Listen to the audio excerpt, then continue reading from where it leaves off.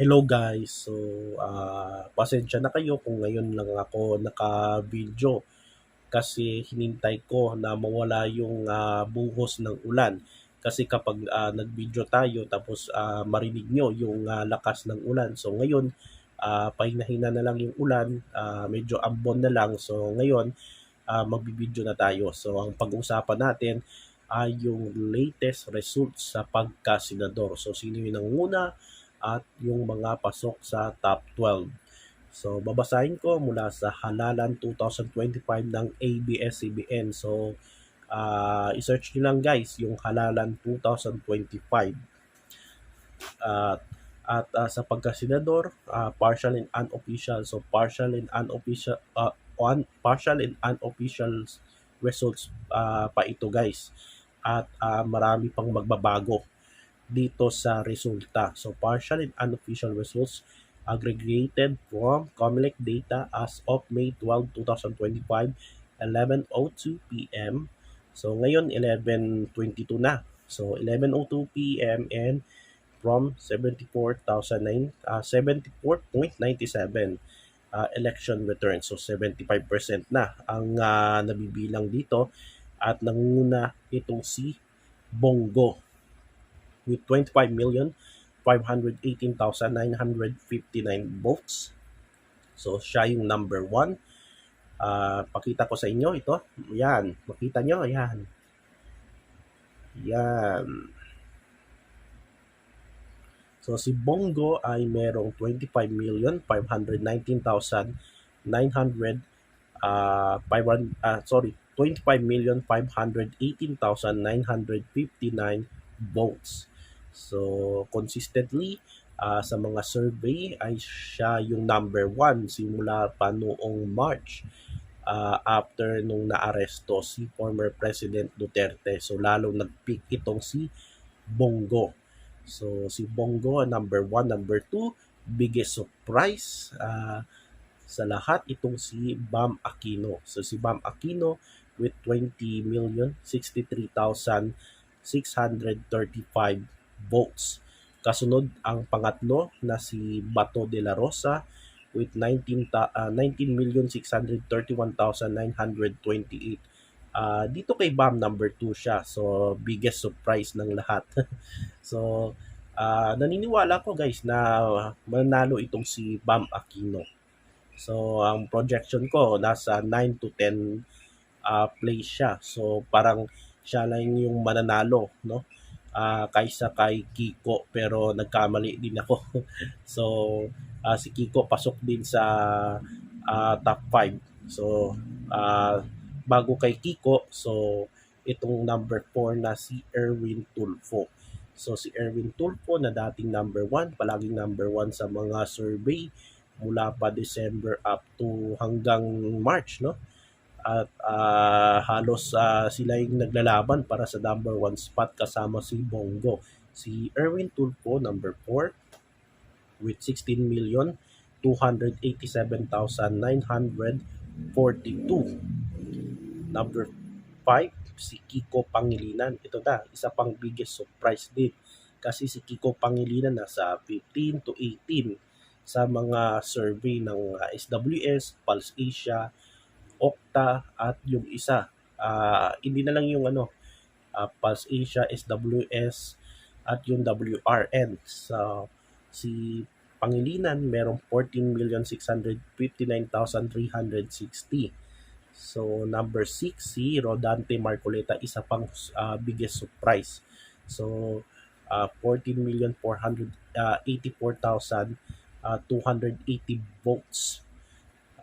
Pampito itong si Ping Lacson, 14,413,528. Number 8 Tito Soto with 14,165,832. Isa pang surprise dito ay itong si Tito, yung pagbaba ni Tito Soto. So si Tito Soto palagi yan nasa number 3 and 4. So ngayon nasa number 8 siya sa resulta, partial and unofficial results. Number 9 si Pia Cayetano with 13,890,079 votes. So doon sa SWS, number 10 si Pia. So dito number 9. So medyo pababa yung ano ni Pia kay Tano. So sa actual results ay number 9. Number 10 si Camille Villar with 12,941,512 votes.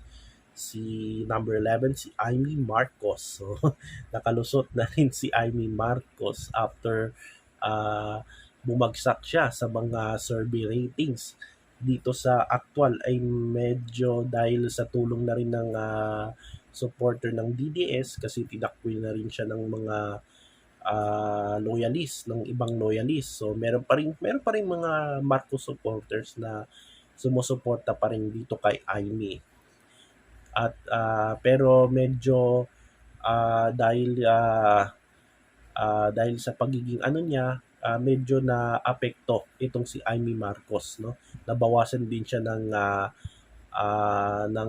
ibang loyalista. So nakasurvive lang kay Amy itong last minute na endorse kanya ng PDP at yung endorse din ng Iglesia. So si Amy Marcos got 12,657,795 votes. Number 12, Lito Lapid with 12,652,133 votes. So mga 20 names lang ang babasahin ko dito. So number 12 si Lito Lapid, tali siya dito. Number 13 si Ben Tulfo. So ito yung sinasabi ko guys na pwedeng si Ben Tulfo nasa 5 and 6 siya sa mga survey ratings pero sa huli ay pwede rin siya maging number 13. So nagkatotoo yung mga sinabi ko guys. So si Ben Tulfo ay merong 11,506,081 votes. So medyo wala siyang advertisement. Meron siya inaasahan yung social media. So medyo yan yung nagkulang kay Ben Tulfo. At sana dinala na rin siya ng alyansa, no? Kaso hindi nangyari yun eh. So medyo mas dinala ng ibang mga politiko ay itong sila Bam at si Kiko. So yun yung nangyari.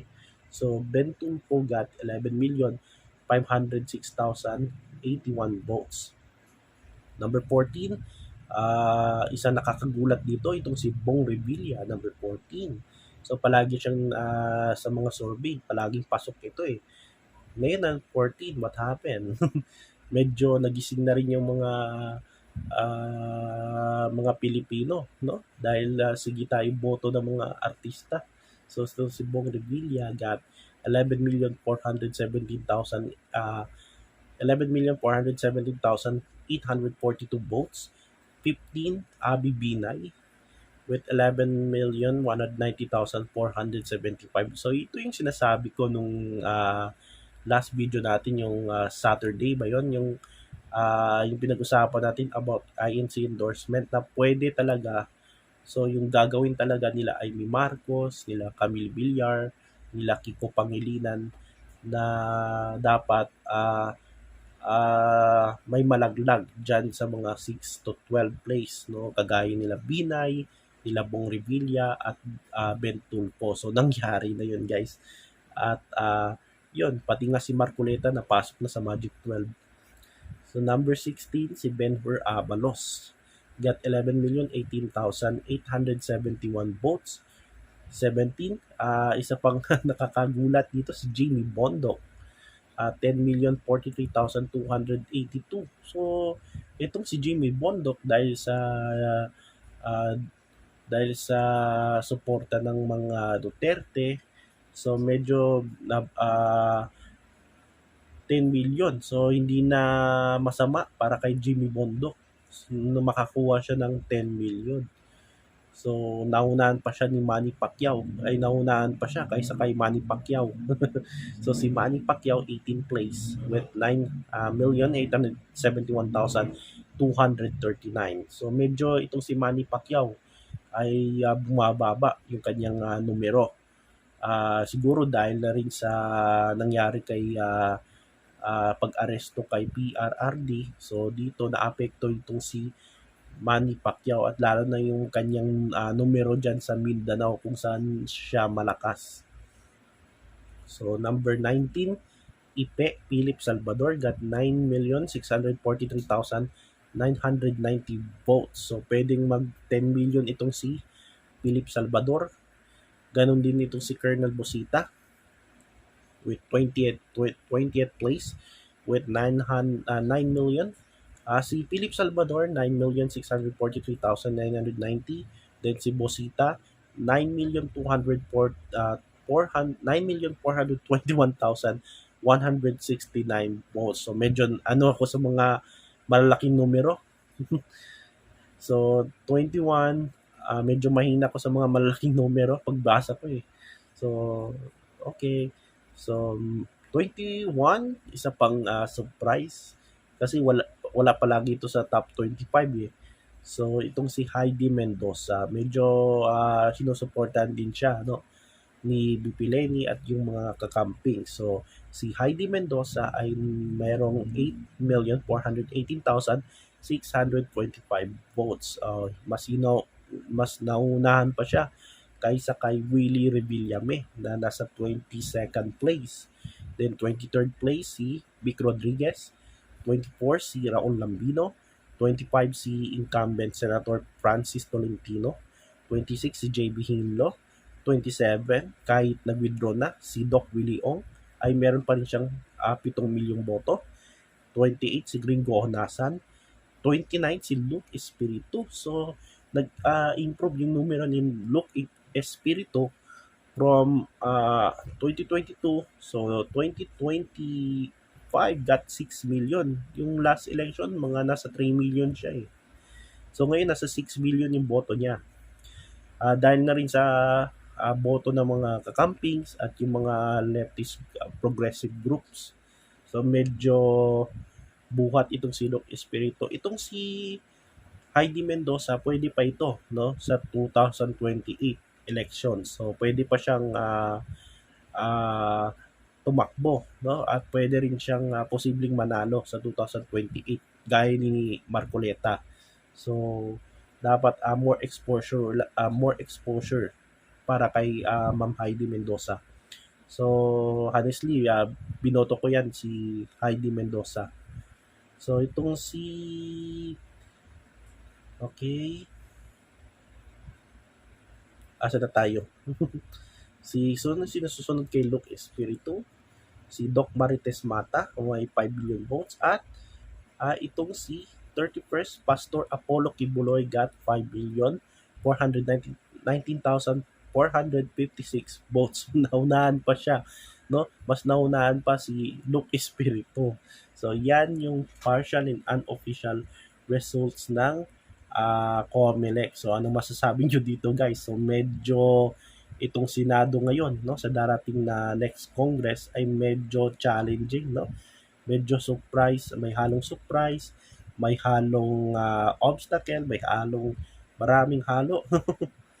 Kasi dito ay at least meron ng mga uh, merong mga magbabalik, merong mga bago, no, katulad ni Marcoleta, merong magbabalik katulad ni Kiko and Bam. So medyo exciting yung next Congress natin sa Senado.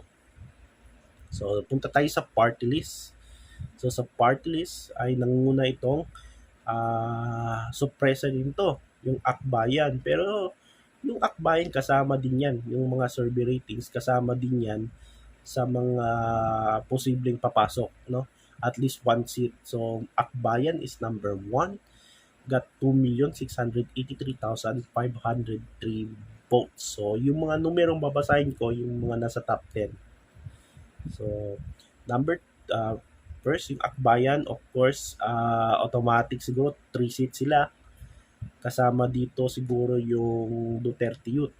So, yung number 2, so consistent na sa top 5 itong Duterte Youth. So, Duterte Youth with 2,235,035, 2,235,035 votes. So, medyo mahina ako sa magbasa ng mga malalaking numero. So 5.61%. Ang Akbayan 6.73%. So number 3 yung Tingog Of course, party list nila ng mga Romualdez sa Tacloban. So, Tingog party list got 1,713,145 votes, 4.30%. Number 4, yung 1,388,748 votes, 3.48%.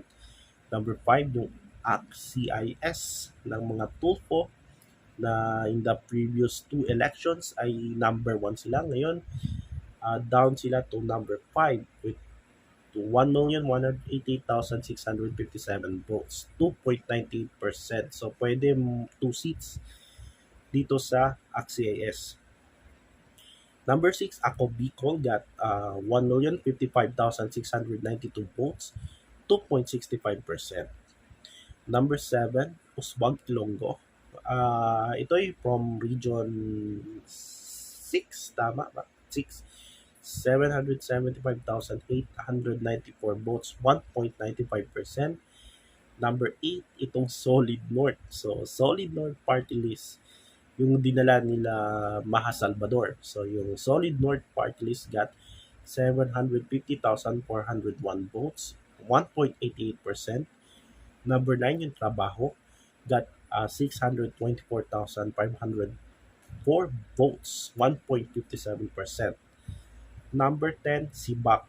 Yung Sibak, yan yung kay Brother Eddie Villanueva at Senator Joel Villanueva got 570,193 votes. So, number 11, yung PPP. Yung PPP, yan yung party list ng mga sinusuporta ng mga Duterte. In fact, yung first nominee ng PPP ay isang Duterte. So, merong 1.40%. Number 12, senior citizens got 1.39%. Number 12. Number 13, Malasakit at Bayanihan got 1.38%. Number 14, ML. Yung ML, hindi yung party list ng mga game, online games. Yan yung mamamayang liberal. So, yan yung parang party list ng LP. At yung first nominee nila ay si former Senator Leila de Lima. So, mukhang itong si Senator de Lima ay makakaupo hindi sa Senate kundi sa Congress. Got 534,697 votes, 1.34%. So, medyo may buhat itong ML dahil medyo sinusuportahan ito ni Mayor ngayon na si Leni Robredo. Number 15, United Senior Citizens got 1.29. Number 16, 4K. Ano ba itong 4K na to? 1.28%. 17, FPJ Panday Bayanihan, 1.28%. 18, Coop-Natco. Yan yung mga party list ng mga cooperatives. Yung Coop-Natco got 1.23%. 19 LPGMA. So yun yung party list na sinusuporta ng mga katropa ni Tanggol, no, sa Batang Quiapo. So yan yung LPGMA party list got 1.22%. At number 20, itong AGAP. Itong AGAP parang ito yung party list na sinuporta ni Ivana Alawi, no? Merong 1.15%. So yung iba, so di ko lang babasahin to. So, medyo ang hindi natin alam kung ibang yung Sagip, number 27. Bicol Zaro, number 30. So, Act Teachers, number 35. So, pwede pa makalusot ito. Kabataan, 39. Yung Bunyog, saan yung Bunyog? Yan, malayo na yung Bunyog. Yung PBBM, malayo na rin. 90 million pala, ay 90,000 pala yung Bunyog. So, yan guys. Ayan, so punta tayo sa election sa Maynila. So, sa Maynila ay mukhang panalo na itong si Isko Moreno sa pagka-mayor. More than 80% na nabibilang nila dito. So, Bukas, local naman tayo bukas. So si Dabagoso, Isko Moreno, merong 558,073 votes. So tinalo niya na dito, malayo ng lamang niya, no? Kontra dito sa mga kalaban niya na si incumbent mayor Hani Lacuna at si Sam SB Bersosa. Raymond Bagatching, meron pa. So 558,073 votes ang nakuha ni Isko Moreno Domagoso. Vice Mayor, so nanguna itong mas malaki pa yung boto ni Chi Atienza kaysa kay Isko. So si Chi Atienza, so balik City Hall itong mga Atienza, no? Hindi dito Atienza kundi itong anak niya na si Chi Atienza got 612,508 votes. So mas malaki yung boto niya kaysa kay Isko. Tinalo niya si Yul Servo, yung incumbent. Then, pasok naman sa councilor, number 1 yung anak ni Isko na si Joaquin Domogoso. Tapos sa pagka-congressman, mukhang panalo na itong si Ernix Junicio. Sa 1st District, 2nd District, medyo dikit yung laban ni Roland Valeriano, isang congressman na medyo critic kay VP Sara Duterte. At lamang si Joel Chua, pero dikit sila kontra kay Apple Nieto sa 3rd District. Then sa 4th District, si Dr. Giselle Maceda, mukhang panalo na ito. District 5, medyo dikit din yung laban ni Erwin Cheng kontra kay Amado Bagatching.